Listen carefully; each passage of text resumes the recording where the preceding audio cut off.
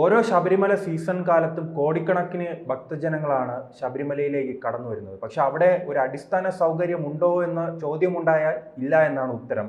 ഇപ്പോൾ സർക്കാർ എന്തായാലും ശബരി പാതയുമായി രംഗത്ത് വരികയാണ്. കാരണം അവിടെ വേഗത്തിൽ ഭക്തജനങ്ങൾക്ക് ശബരിമലയിൽ എത്താനുള്ള ഒരു വഴിയായാണ് സർക്കാർ ഇതിനെ ചൂണ്ടിക്കാട്ടുന്നത്. അങ്ങനെ ചൂണ്ടിക്കാട്ടാനുള്ള അത്രയെല്ലാം വലിപ്പമുണ്ടോ ഈ പദ്ധതിക്ക്?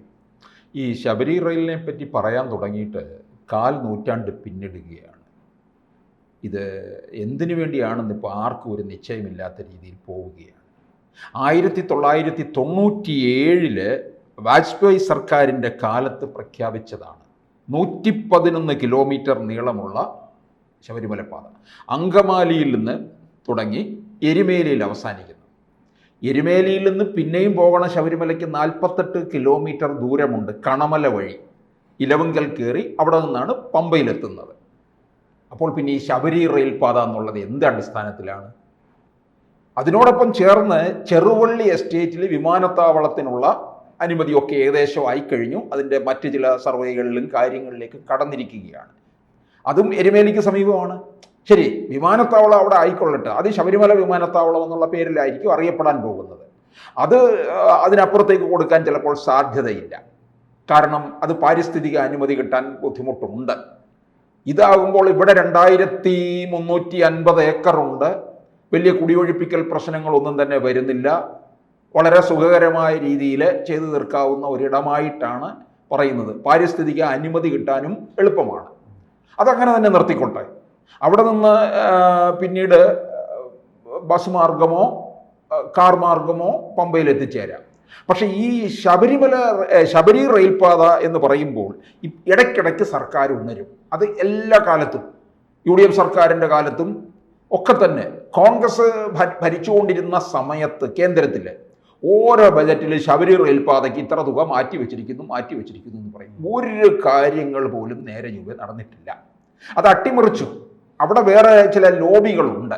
അല്ല, ഈ ശബരി റെയിൽ പദ്ധതി വരികയാണെങ്കിൽ അത് ഭക്തജനങ്ങൾക്ക് ഉപകാരപ്പെടുമോ? ഉപകാരപ്പെടുമെന്ന് ചോദിച്ചാൽ എരുമേലി വരെ കൊണ്ട് അവസാനിക്കുകയാണ്.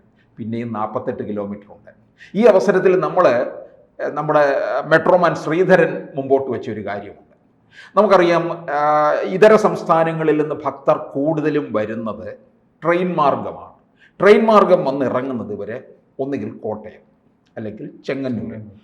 കോട്ടയത്തും ചെങ്ങന്നൂരും ഒരുപോലെ ഇറങ്ങുന്നുണ്ട്. കോട്ടയത്ത് നിന്ന് ഇറങ്ങിയിട്ട് അവിടെ നിന്ന് എരുമേലിക്ക് പോയി പേട്ടതുള്ളി അതുവഴി പരമ്പരാഗത വഴി പമ്പയിലെത്തുന്നവരും ഉണ്ട്, കാനനമാർഗം. ഇനി ഇതല്ലാതെ ചിലർ ചെങ്ങന്നൂരിൽ വന്നിറങ്ങും. ചെങ്ങന്നൂരിൽ വന്നിറങ്ങുന്ന സമയത്ത് തീർത്ഥാടന കാലത്തായാലും മറ്റ് സമയങ്ങളിൽ നട തുറന്നിരിക്കുന്ന സമയങ്ങളിലൊക്കെ KSRTC റെയിൽവേ സ്റ്റേഷൻ്റെ മുമ്പിൽ KSRTC ബസ് റെഡിയായി നിൽക്കുകയാണ്. അവിടെ നിന്ന് ഒരു 2.5 മണിക്കൂർ വേണം പമ്പയിലെത്താൻ ബസ്സിൽ. തീർത്ഥാടന കാലം എത്തുമ്പോൾ അത് കുറച്ചുകൂടെ സമയമെടുക്കും. കാരണം പലയിടങ്ങളിലും ട്രാഫിക് ഗതാഗത കുരുക്കൊക്കെ ഉണ്ടാകും. ഇതിന് നമ്മുടെ മെട്രോമാൻ ശ്രീധരൻ മുമ്പോട്ട് വെച്ചൊരു നിർദ്ദേശം, അവിടെ നിന്ന് ചെങ്ങന്നൂരിൽ നിന്ന് ഒരു ആകാശപാത വഴി പമ്പയിൽ എത്തുക. 45 മിനിറ്റ് കൊണ്ട് എത്തിച്ചേരാവുന്ന രീതി പമ്പ വരെ. ഒന്ന് ആലോചിക്കണം, ചെങ്ങന്നൂർ റെയിൽവേ സ്റ്റേഷനിൽ വന്നിറങ്ങുന്ന ആന്ധ്രയിൽ നിന്നോ തമിഴ്നാട്ടിൽ നിന്നോ കർണാടകയിൽ നിന്നോ ഇന്ത്യയുടെ ഏത് ഭാഗത്ത് നിന്ന് ഇറങ്ങുന്നവർക്ക് അവിടെ നിന്നൊരു ആകാശ റെയിൽപാത വഴി അങ്ങോട്ട് നേരെ അവിടെ നിന്ന് അങ്ങോട്ട് കയറുന്നു. 45 മിനിറ്റ് കൊണ്ട് കാനന ഭംഗി മുഴുവൻ ആസ്വദിച്ചു പമ്പയുടെ തീരത്തുകൂടി, അതായത് ചെങ്ങന്നൂർ, ആറന്മുള, കോഴഞ്ചേരി, മാരാമൺ, മാടമൺ വഴി പെരുന്നാട് വഴി പമ്പയിൽ എത്തിച്ചേരുന്നു. അപ്പോൾ അവിടെയല്ലേ ശബരി റെയിൽപാത എന്ന് പറയുന്നത്? ആ പേരർത്ഥവത്താകുന്ന എവിടെയാണ്? ഇപ്പോൾ പറഞ്ഞുകൊണ്ടിരിക്കുന്നത് എരുമേലി വരെയാണ്. അതിനിപ്പോൾ വേണ്ട ഈ ഏറ്റവും അവസാനം ഇത് 2019 അങ്ങ് മരവിപ്പിച്ചു കേട്ടോ. ഇത് കുറേ 1/4 നൂറ്റാണ്ടായല്ലോ പറഞ്ഞുകൊണ്ടിരിക്കുന്നു. 2019 ഇത് അങ്ങ് താത്തു വെച്ചു. ഇതിനിടയ്ക്കാണ് ഈ മെട്രോമാൻ ഈ പ്രൊപ്പോസല് കേന്ദ്രത്തിന് സമർപ്പിച്ചത്. ഈ ആകാശപാത വഴി പോകുമ്പോൾ മറ്റ് പാരിസ്ഥിതിക പ്രശ്നങ്ങളില്ല, വലിയ സ്ഥലമെടുപ്പ് പ്രശ്നം വരുന്നില്ല.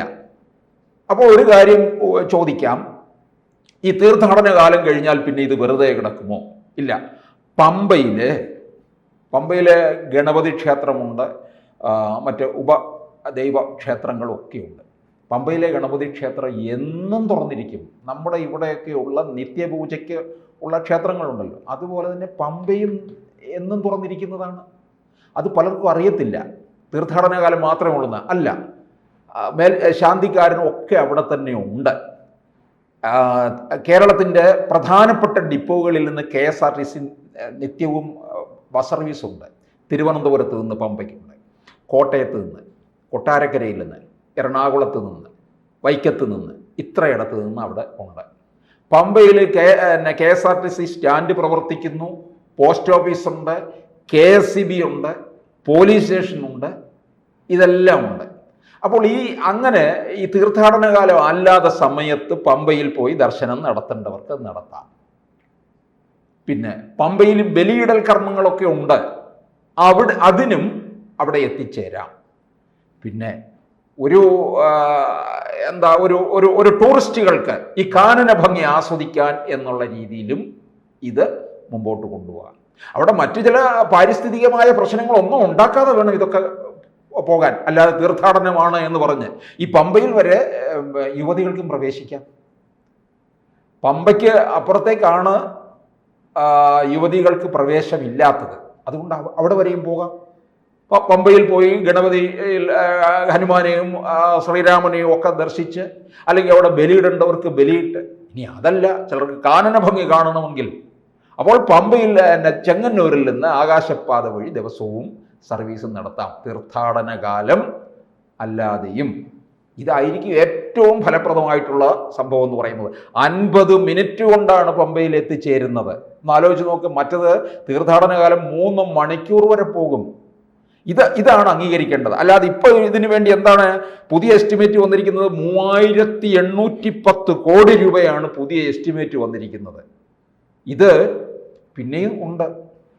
എരുമേലിയിൽ നിന്ന് പിന്നെ വന്നിറങ്ങുന്ന ശബരി റെയിൽപാത അങ്കമാലിയും തുടങ്ങി എരുമേലിയിൽ നിൽക്കുമ്പോൾ അവിടെ നിന്ന് പിന്നെയും പോകണം 48 കിലോമീറ്റർ.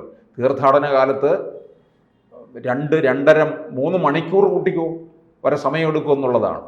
ഇനി ചിലരൊക്കെ ഉണ്ട് ചെങ്ങന്നൂരിൽ വന്നിട്ട് സ്വകാര്യ വാഹനം ടാക്സി പിടിച്ചു പോകുന്നവർ. ഇതെവിടെ പാർക്ക് ചെയ്യും? നിലയ്ക്കൽ പാർക്ക് ചെയ്യും. നിലയ്ക്കൽ പാർക്ക് ചെയ്തിട്ട് പിന്നെ അവിടെ നിന്ന് 45 മിനിറ്റ്, അരമണിക്കൂർ അല്ലെ 45 മിനിറ്റ് KSRTC ബസ്സിൽ കയറി പോകണം.